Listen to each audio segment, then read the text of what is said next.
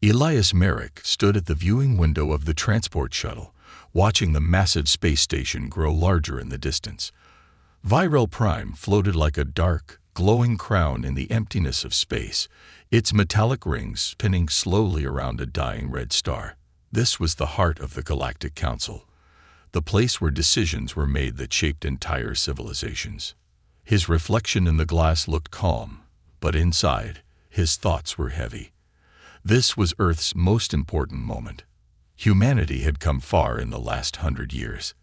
They had ended wars, solved major climate issues, and joined the wider galactic community. But even now, they were not seen as equals. They were observers, not members. And many still doubted if they ever deserved more. The shuttle docked with a soft thud. The door opened with a hiss, and Elias stepped onto the polished black floor of the council's reception hall. He adjusted the collar of his simple gray diplomatic uniform, took a breath, and walked forward. Aliens of all shapes and sizes moved through the hall. Some floated, some crawled, some stood tall and regal. Many looked at him with curiosity. A few looked away. Elias was used to this. Humans were still a novelty, still seen as emotional, unpredictable, and dangerous by many. An attendant, tall and thin with 4 arms and pale blue skin, approached him. "Ambassador Merrick," she said in a soft voice, "you are expected at the summit chamber. Your quarters have been prepared as well." "Thank you," Elias replied, offering a respectful nod. He followed her through wide halls filled with soft lights and alien symbols that glowed faintly along the walls.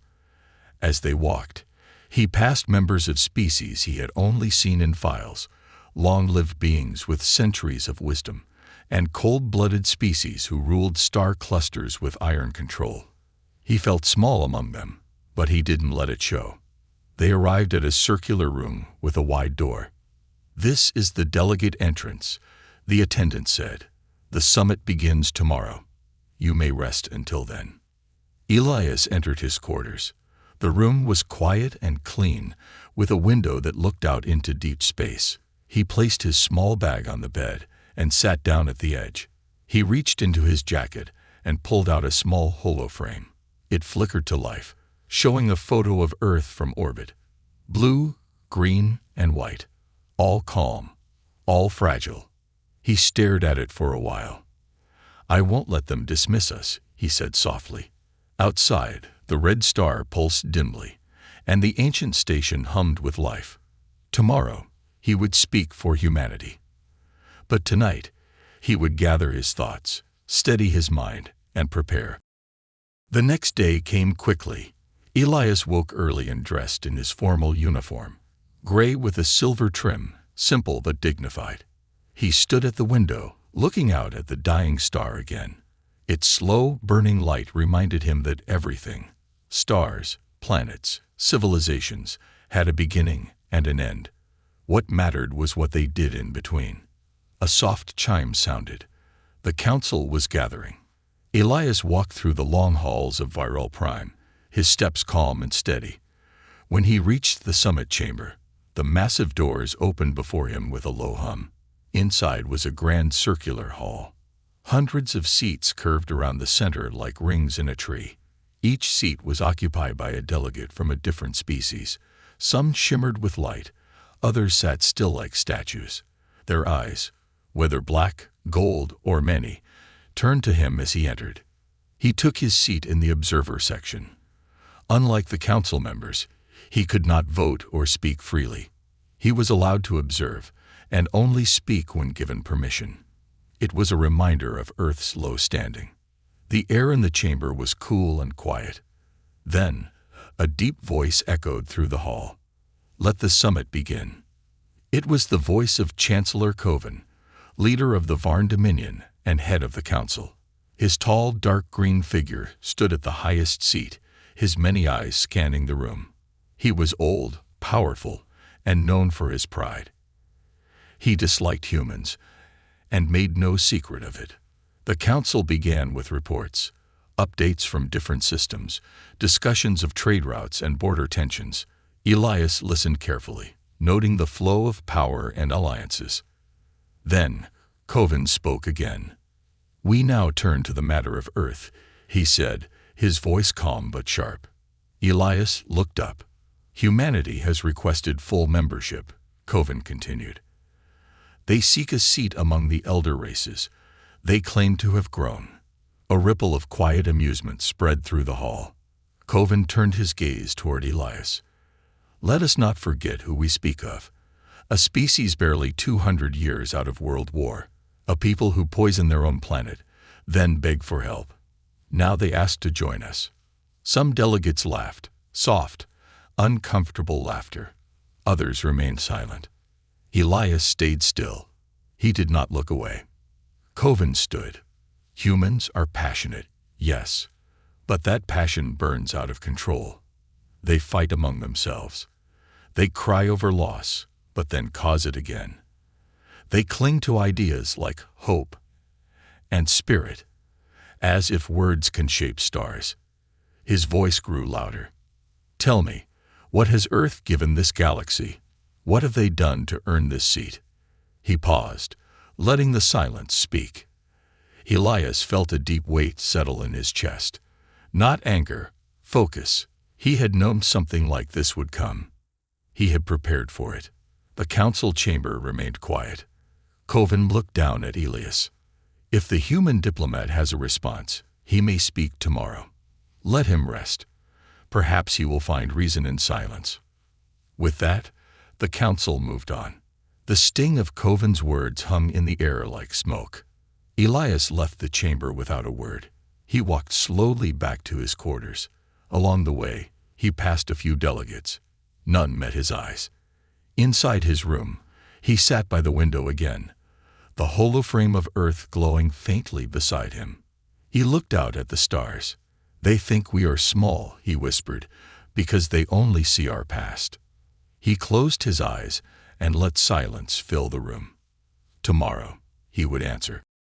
The summit chamber was even quieter than the day before. A thick tension filled the air.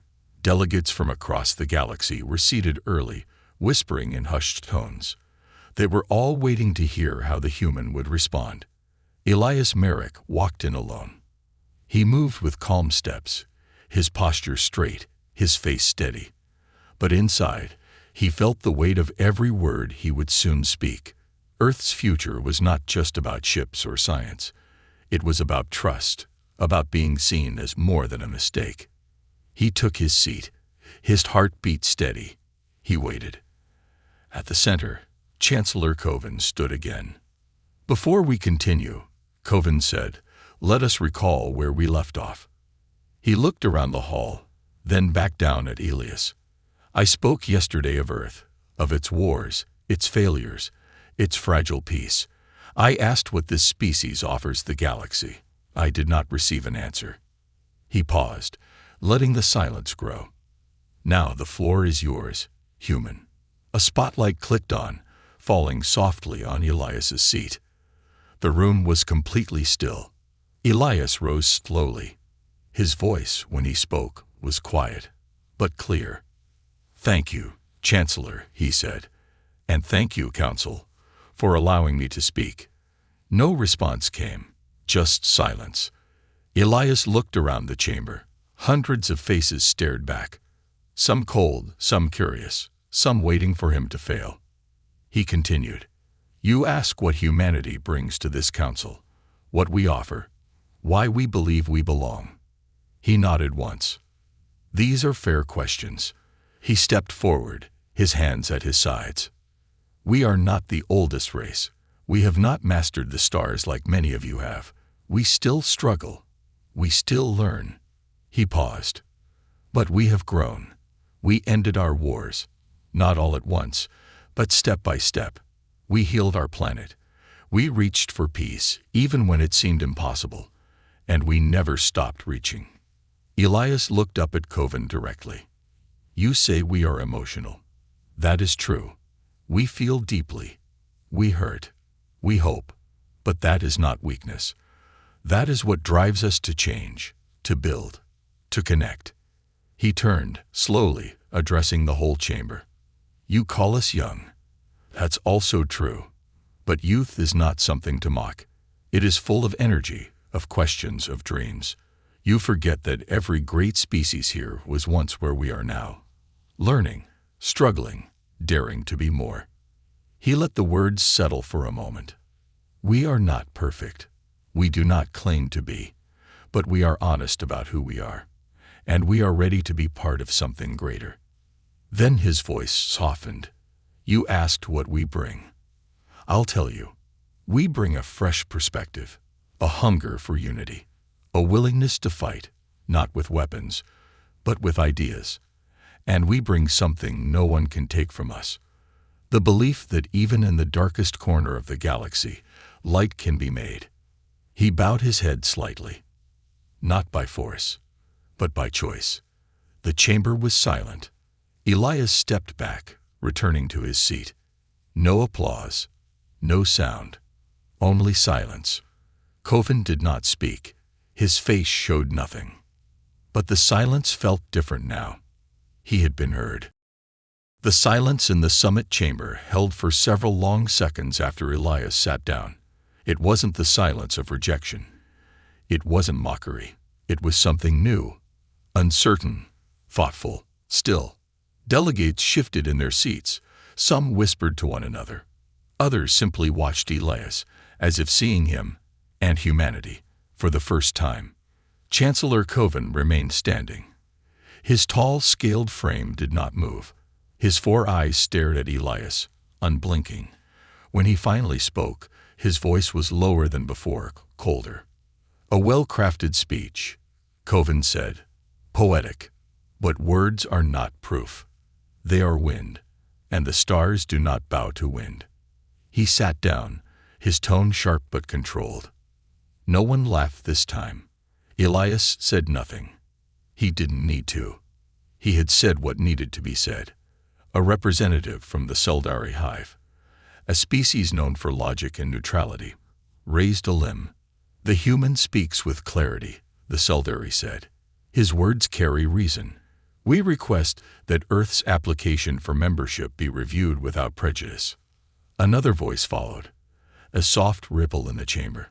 I second the motion, said a delegate from the Krillon Assembly, a peaceful aquatic species. Let action, not insult, guide the council. Others nodded. A few remained still. Coven didn't speak again. The council called for a recess. The delegates rose and left the chamber in clusters, speaking in low voices. The atmosphere had changed. The insult that was meant to embarrass Elias had opened a new conversation, one that Coven had not expected. Elias walked slowly back through the halls of Virel Prime. This time, eyes followed him, not with pity or amusement, but curiosity. Respect. A short being with silver skin stopped him quietly in a corridor. Your words, they stirred something, she said. Our people have always feared emotion, but maybe we've lost something because of that. You reminded us. She nodded once and moved on. Later, in his quarters, Elias stood again at the window, looking out at the stars. The red sun outside pulsed dimly, but he saw something different now. Movement, change. A message came through on his console. It was short. From Galactic Council Secretariat. Subject: Earth Membership Application. Status: under formal review. He read the words twice. No decision yet, but progress. A door had opened. He sat down, the holoframe of Earth glowing softly on the desk beside him. He touched it once, then leaned back in his chair. The silence in the room felt lighter now. The galaxy had not accepted humanity, not yet, but it had started listening. And that was enough. Word of Elias Merrick's speech spread fast. The delegates of the Galactic Council talked in quiet corners, in long hallways, and over secure channels. The human had not shouted. He had not argued. But his words had struck something deep, something old. Many had not expected it. Some were moved. Others were uneasy. In the days that followed, the tone of the summit changed. The laughter was gone. The cold stares toward Elias became thoughtful glances. He was no longer invisible. He had become the topic of every quiet conversation. In his quarters, Elias spent most of his time reviewing updates from Earth. Messages of support were flooding in from his team back home. News networks were already calling it the speech that turned the stars. But Elias didn't celebrate. The real work was just beginning. There was a chime at his door. He opened it to find a tall delegate with deep gray skin and bright yellow eyes. Her voice was clear and strong. "I am Arila of the Naveri Union," she said. "My people have always respected honesty. Your speech showed that. I believe Earth deserves a voice in this galaxy." Elias nodded. "Thank you. That means more than you know." She handed him a small data crystal. "This is a list of member states willing to support Earth's application. It's growing." Before he could respond, she turned and walked away. A few hours later, another visitor came. This time, it was from the Corel Confederacy, a species known for silence and deep meditation. Their representative said only 4 words: "You carry truth well." Elias thanked them quietly. By the end of the day, 7 species had expressed support. Others had not spoken, but they were watching, listening. Even those who did not trust humans were starting to question their assumptions. Not everyone was pleased. From the upper levels of the station, Chancellor Coven watched. His advisors stood around him, uneasy. "He caught them off guard," one said. Coven's voice was calm but sharp. "He stirred emotion. That is all." Another added, "Emotion leads to decisions. They're shifting." Coven narrowed his eyes. "Let them shift. The galaxy forgets quickly. When Earth stumbles again, and they will be reminded why they were kept in the shadows." He turned away from the window. But not everyone shared his view now. The council was no longer moving in only one direction. That evening, Elias stood again at his window. Ships passed by outside, tiny lights against the endless dark. Each one carried beings who had never heard of Earth before. Now, they spoke of it. They spoke of him. He activated the holoframe, and Earth glowed once more, blue, fragile, full of life. For the first time since arriving at Viral Prime, he smiled.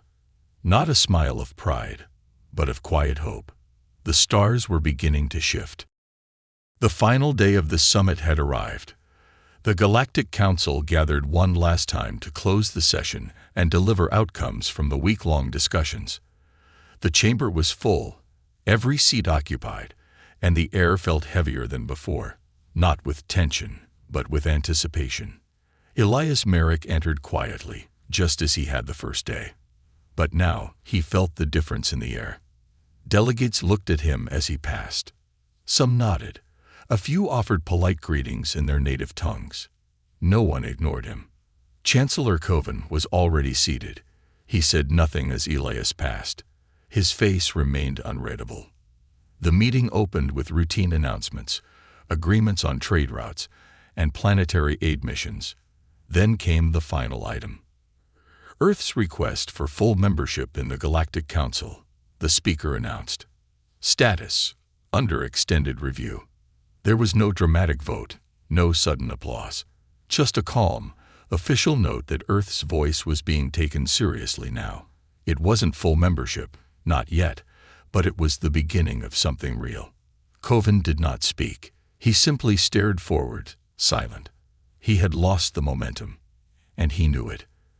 As the summit ended and delegates began to leave the chamber, Elias stayed seated for a moment longer. He didn't need to celebrate. He hadn't come to win applause. He had come to be heard, and he had done that. Later that day, Elias sat alone in his quarters, recording a message to Earth. The small camera on his desk blinked as it captured his words. This is Elias Merrick, speaking from Viral Prime. Today, the Council ended its summit. No final decision has been made about Earth's membership, but something important happened. For the first time, we were not spoken about, we were spoken to. And more importantly, we were listened to. We are not yet where we hope to be, but we have taken a step forward, not with weapons, not with power, with truth, with words, and with respect." He paused, then added softly, "We are still new to this galaxy, but we are not nothing. We are not weak. We are not forgotten." He looked directly into the camera, his voice steady. "We stood before the oldest powers in the galaxy. We did not bow. We did not beg. We stood with dignity, and they saw us." He ended the recording. A moment later, the message was on its way to Earth. Elias returned to the window one last time. The stars looked the same as they had on the first day, bright, distant, silent. But something had changed. Earth had spoken, and the galaxy had listened.